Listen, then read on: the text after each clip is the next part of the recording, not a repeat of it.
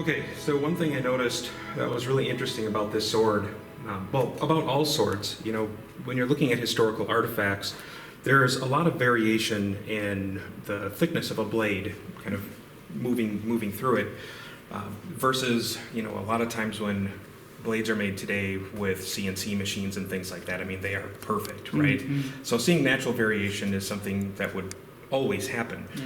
But this blade has a much better consistency of thickness moving throughout the blade. There's a very gradual taper, and then the end starts to thicken out.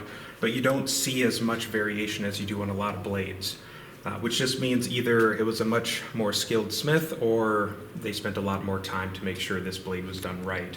The other thing that I find really fascinating about this blade is, in addition to having this slightly off-center pommel, which would suggest it was held in the right hand.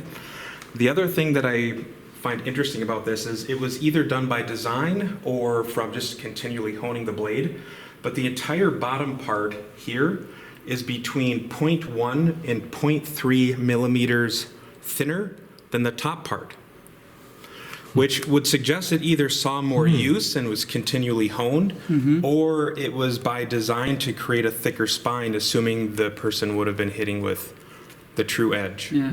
Okay, so It's too consistent across, sort of that 0.1 to 0.3, averaging about 0.2 thinner, and it's never thicker.